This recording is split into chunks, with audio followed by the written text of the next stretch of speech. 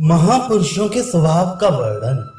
श्री वशिष्ठ जी कहते हैं, महाबाहु श्री राम जिनका चित्त एकाग्र है तथा जो काम लोभ आदि कुदृष्टियों से आहत नहीं हुए हैं। इस संसार में लीला पूर्वक विचरने वाले उन महापुरुषों का निम्नांकित स्वभाव बताया जा रहा है।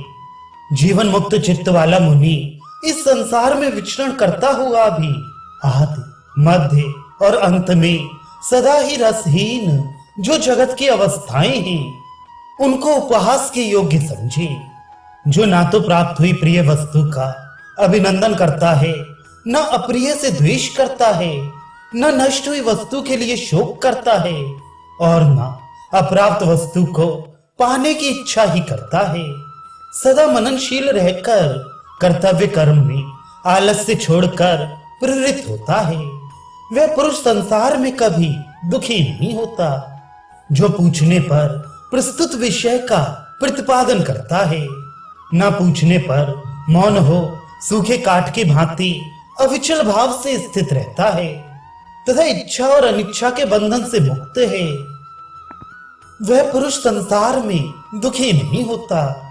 जो सबके अनुकूल बोलता, किसी के पूछने या प्रेरणा करने पर सुंदर उक्तियों द्वारा समाधान करता और प्राणियों के मनोभाव को समझ लेता है, वह पुरुष संसार में दुखी नहीं होता। वह परम पद में आरूढ़ हो जगत की क्षणभंगुर अवस्था को अपनी शांत बुद्धि के द्वारा हंसता हुआ सा देखता है। रघुनंदन जिन्होंने अपने चित्त को जीत लिया है और परावार स्वरूप परब्रह्म परमात्मा का साक्षात्कार करके जो महात्मा हो गए हैं, उन्हीं का ऐसा स्वभाव मैंने तुम्हें बताया है।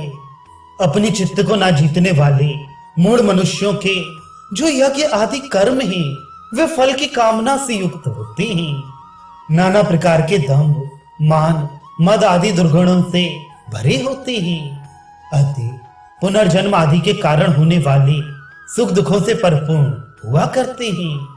इसलिए हम उन मूढ़ मनुष्यों के उद्धार का कोई उपाय नहीं बता सकते। रघुनंदन, तुम तो भीतर से सब आशाओं का त्याग करके वीतराग और वासना शून्य हो।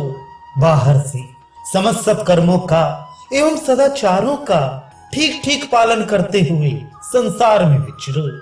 श्री राम, तुम उदार, सदाचारी, समस्त शास्त्रीय कर्मों का भली भांति आचरण करने वाले तथा भीतर संपूर्ण कामनाओं और आसक्तियों से शून्य हो संसार में विचरण करो। रघुनंदन, तुम सब पदार्थों का यथार्थ रहस्य एवं अंतर जान चुके हो, इसलिए जैसे अभीष्ट हो वैसे ही दृष्टि से देखते हुए अनासक्त भाव से संसार में विचरो। श्री राम, अहंकार से रहित अपने वास्तविक स्वरूप में स्थित आकाश के समान निर्लेप एवं निर्मल तथा कलंक से दूर रहकर संसार में विचरण करो।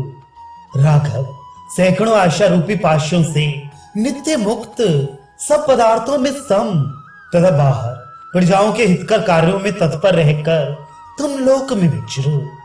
वास्तव में जीवात्मा का ना तो कोई बंधन है और ना मोक्ष ही है। ये मिथ्या माया इंद्रजाल की भांति संसार में भटकाने वाली है। आत्मा तो सर्वथा एक रूप, सर्वव्यापी और आसक्ति के बंधन से रहित है। फिर उसका बंधन कैसे हो सकता है? और जब वह बंधा ही नहीं है तब किसके लिए मोक्ष का विधान होगा? ये भ्रांत रूप विशाल संसार यथार्थ तत्व को ना जानने के कारण अज्ञान से ही उत्पन्न हुआ है।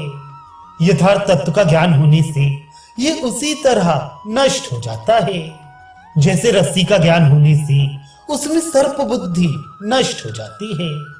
तुम अनंत सत्स्वरूप एवं आकाश के समान व्यापक हो। ज्वालाओं के मध्य भाग की भांति प्रकाशमान एवं नित्य शुद्ध हो। तुम्हारा स्वरूप किसी की दृष्टि में नहीं आता। तुम सूक्ष्म स्वरूप होकर संपूर्ण जगत के पदार्थों के भीतर उसी प्रकार स्थित हो जैसे मुक्ताहार के सभी मोतियों में एक ही सूत समाया हुआ है। महाबाहु श्री राम, ये शत्रु है, ये मित्र है, ये अपना है, ये दूसरा है, ये तुम हो, ये मैं हूं इत्यादि भावनाएं यहाँ उसी प्रकार सत्य नहीं है जैसी दृष्टि दोष के कारण होने वाला दो चंद्रमा आदि का दर्शन।